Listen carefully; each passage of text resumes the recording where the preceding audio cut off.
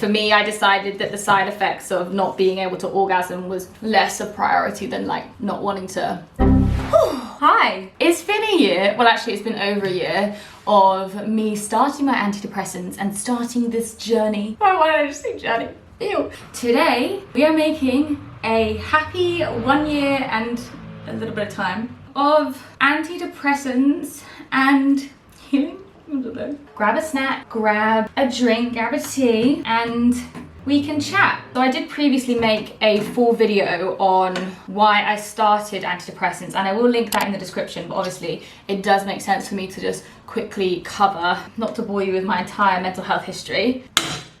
204, that's not too bad. Mental illness is something that I've struggled with really as long as I can remember, like right back to my early teenage years is when I first started experiencing signs of mental illness, whether that was depression, ended up with a eating disorder in my teenage years, anxiety, self-harm, depression. Finally, what led me to get antidepressants this time last year at the age of 25 is something called body dysmorphia, which I've also done a video on as well, which I will link in the description. So throughout my entire mental health history and journey, I haven't really had a good go at antidepressants until this past year. This feels wrong. There's a lot of, you just go with it. In all those previous areas where I've had mental illness or my mental health has struggled, I've sought therapy. And the reason I went for antidepressants first this time around was because of the waiting list for therapy. I think I was waiting for about 6-ish months from my initial self-referral. To be honest, isn't even the longest. I've known people that'll be waiting up for a year, which is absolutely horrendous. Obviously, I'm also very grateful for the fact that we have free healthcare in the UK, but it is extremely long waiting line times. So within that time, I personally, this time around, didn't think I was going to be able to cope without antidepressants because my mental health at Christmas last year had kind of really gone back to a sort of all-time low. So it was my body dysmorphia that basically really overtook my life at the end of 2022 and sort of like 2021 and sort of the middle of 2021. And it was something that I had never experienced before. Well, I experienced different areas of body dysmorphia when I had my eating disorder, but this was a lot more intense, and this was by herself. And as I've said before, this was facially, so my body dysmorphia was all around my face and me not being able to basically look at myself without crying, which is an issue considering this is what I do for a living. Imagine that. I reached out to therapy and I said, you know what, I can't do this. Like, the good thing about having such a long mental health history is that I'm very sort of aware of when I'm going downhill or aware of when it's time for me to seek help. I was really struggling to like get out of bed, which may sound silly considering the thing that was bothering me was like my face. I don't know, because everyone has insecurities and everyone has their own issues. It may sound silly that that was the thing that stopped me from getting out of bed. This is a real mental illness that I do think is kind of shrugged off quite a lot on social media, particularly body dysmorphic disorder, because so many people have insecurities, and it's like finding that line between what's not just an insecurity, what's an insecurity, which is obviously extremely distressing and an issue, to what's actually BDD, which is something that can destroy people's lives. Like I couldn't watch like films or TV with humans in them, but I also couldn't watch things with like cartoons in them, because I had got to the point where I was physically triggered by every single thing around me, that I was triggered by like faces of cartoons because I looked the way I do. So basically, pretty low point in my life, which we are now over a year from, which fucking crazy. I'll talk more about that in the end, like where I'm feeling now. I think I have to add yogurt to this. This is the one thing about this recipe that I'm a little bit confused by. Now, as I said, my body dysmorphia was the reason that led me to get antidepressants, but for a lot of people it is a lot of different things. And the one thing I kind of want to talk about there a little bit is that like you truly don't know what someone else is going through. It's so cliche, but I don't necessarily think that the average person will be able to look at me and think that either I've gone through extreme mental illness or I'm on antidepressants now, because people just see me as a very like happily bubbly person, which although I still believe I am, I still have those extremely dark days, and I've still had to go go through a lot to get me to this point. And I think that stereotyping of what we believe mental health and mental illness looks like really can not only stop us from noticing in other people, but it also puts off the people who are mentally unwell from reaching out help, because mental illness is the first thing that's going to say that you're being over dramatic. So if the whole world is telling you need to look a certain way in order to be mentally ill and you don't fit that criteria, then you're not going to reach out for help. Sorry, this looks so weird. Ooh, this looks so gross. It's all curly. And on that note, obviously, I do want to just say, like, this is obviously my experience. This looks so bad. On that note, I just want to quickly say that obviously this is just my experience, and exactly as I just said, everyone experiences mental illness in different ways, and so everyone's recovery process is going to be very different and everyone's requirements are going to be very different. Some people, medication will not work for them, some people it will. This is just my experience that may or may not be relevant to you. I get so butthurt when people on the internet are like completely slagging off medication or slagging off anything because it didn't work for them. And although it's important to be able to share your experience, whether it's good or bad, however, within that sharing, you need to acknowledge where your experience is different from other people and take a bit of responsibility in terms of influencing people to not pursue something that they haven't tried yet because it didn't work out for you. This looks so bad. I'm a bit worried because I can't find my sieve. This is so much, fucking hell. Quickly, just gonna run over the bit that I think everyone's probably the most curious about, which is, have I experienced any side effects? Side effects was the thing I Googled freaking left, right, and center when I started my antidepressants. So I am on escitalopram. Every medication will be different and every amount will be different. There's this big sort of like hysteria around that antidepressants make you lose who you are or make you forget yourself or your personality changes and stuff like that. So I was kind of scaring myself into avoiding antidepressants for a lot of my life. This just feels wrong. Like, I feel like I fucked up somehow. For me, I decided that the side effects of not being able to orgasm was less a priority than like not wanting to.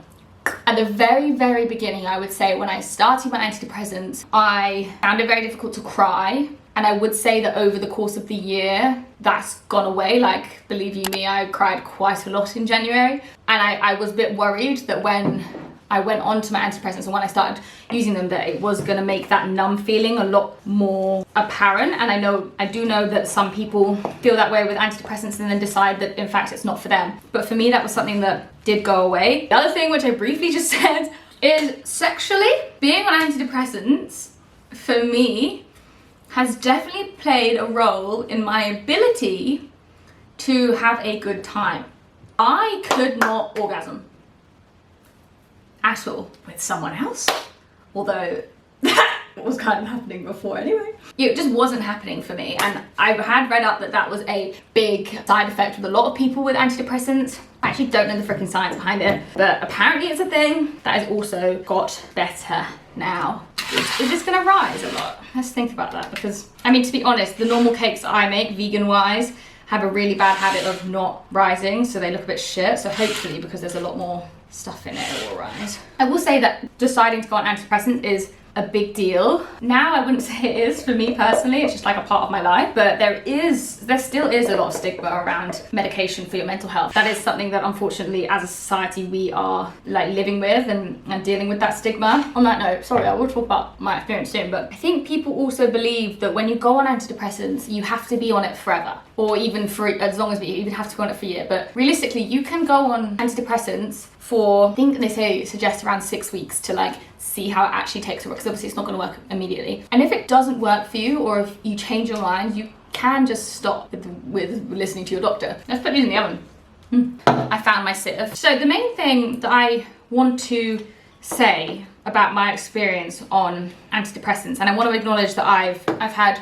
2 different types of therapy in this time. I had one-to-one CBT, and then I also had a group therapy, and I've been working on myself a lot more. Now, I don't want anyone to listen to this video and think that I'm saying that antidepressants have completely fixed me. In my opinion, antidepressants for me personally were the catalyst for me to be able to make a lot of changes. Now, obviously, I had the therapy along with that, so the therapy 100% did a lot of the freaking work, like a lot of the work. For me personally, like my to my body dysmorphia, that was something that I needed to go to therapy for, regardless of whether or not I was on antidepressants. And I feel like a lot of people will also need to have that, I want to say symbiotic, but I think that's just me pulling out a fancy word, but that kind of relationship with therapy and medication is often used, and I think can be very useful should you be able to. Yeah, so sorry, I can't deny that therapy had a huge role in my BDD personally, but I also know that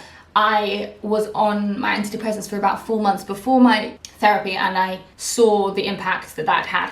Also, we were coming out of winter, which I can't deny has a big effect on me. I would say out of anything, they helped me get to a point where I was able to do things for myself and put the work in myself. They didn't fix me. They didn't miraculously make me be able to do everything I want to do and look in the mirror without crying. All they did was allow me to take that first step. They allowed me to get out of bed when I didn't think I could, when then I had to put in the rest of the work. I really think I grew a lot from my own work, but I can't deny that just having that base level of antidepressants to sort of take that first step for me really helped me like go up the ladder, if you will. We're gonna do pink.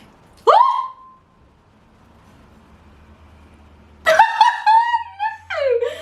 I thought it was gonna be like a little pipette thing.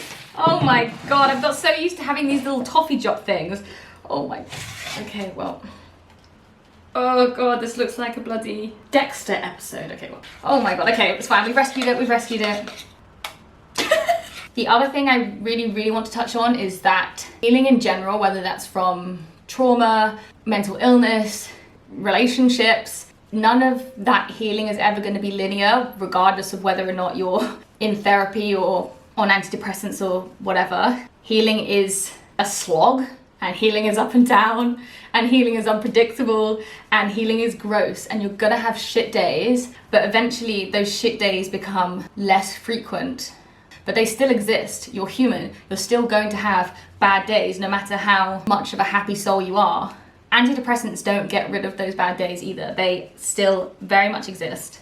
It's important to remember on those bad days that you're not back to the beginning. I know bad days may make you feel like everything you've done wasn't worth it or has gone to waste, but they don't take away from just how far you've come. Yeah, antidepressants for me have not just, you know, got rid of my sadness. Not at all. I'm still able to feel sadness. I just don't feel it as, I mean, that's not even true. I still feel it very deeply, and I still have extremely bad days. In the summer, I did have to increase my dose. After a year of being on antidepressants, you have after 6 months, and then every 6 months, for me anyway, I've had a bit of a check-in with my doctor, and they were asking me if I wanted to come off my antidepressants. For me, I don't feel like I'm ready to come off them just yet, although I am in a much better place. I do feel like I still need them, but that isn't to say that when I eventually do come off antidepressants that I'm going to be back to how I was like before needing to take the antidepressants. No, because as I said, the antidepressants have allowed me to be able to put in work on myself. So although I still am going to have those bad days, I should hopefully be able to deal with them a lot better now. But I just didn't feel like now was the right time for me to go off them. These good days are just make up so much for those bad days now, and that is just because of the slog and the work and stuff that I've done over the past year and a bit to really not go down without a fight. Mental illness is not getting me this time. Like, this is the fucking 5th time it's tried to come for me, and I just keep knocking it away. I'm gonna take the cake out and then bring it back here and we can ice it. Okay, I have no idea where this was set up, so it's gonna look slightly different, but my cakes are out the oven. They are cooled. If you couldn't tell, when we zoomed in, the sun is slowly but surely setting on the day. But look how good these, this is actually the best height on a vegan cake I've actually ever got. So, it's officially icing time. We're just gonna do a little bit of icing in the middle. Oh fuck. Just as I'm finishing off this video, I do just want to add that, like, I'm still dealing with my body dysmorphia. Just the days are so much better now. I've just been able to focus more on the things that make me laugh or the smile, whereas before I could only ever see this mental illness side of me. You know, I've always known I'm much more than like mental illness, but I feel like there's just so much more to my life than what my mental illness is telling me. With the use of my antidepressants and with the use of therapy and endless hours of sharing online, I feel like I'm finally able to see that. I'm not cured, don't get me wrong. I'm not fucking cured, but I've put in so much fucking work over the past year, and I'd like to think that over the past year, if you have been watching this channel, that hopefully you've been able to see that change in who I am now to who I was this time last year. And I have so much more confidence. I know we're already in February, but I have so much more confidence going into this year than I did last year. But hopefully this is also your reminder that even if you are having one of those years where you know this is going to be a tough year, or you know you have a lot to work on, that the other side of it also does exist. Maybe this time next year you can be celebrating 1 year of your turn on antidepressants, or your decision to go to therapy, or you're even just putting yourself first, or reaching out to someone else. Maybe you're celebrating opening up to someone, or you're celebrating going outside again. Like me, I haven't been outside yet today, so I've got to get my sticker, so I'm probably going to go for an evening walk. Whatever you're celebrating can be so small, but we are celebrating with cake.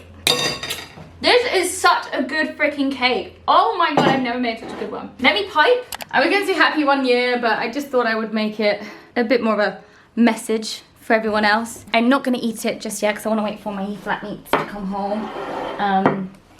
I need to take a picture of it, obviously, but look. I don't know why I didn't film an outro for this video, but thank you so much for watching. This is the end. I am going to tuck into this cake very shortly, but I hope this has been useful, interesting. I don't know, but love you loads, and I'll see you in the next one. Bye.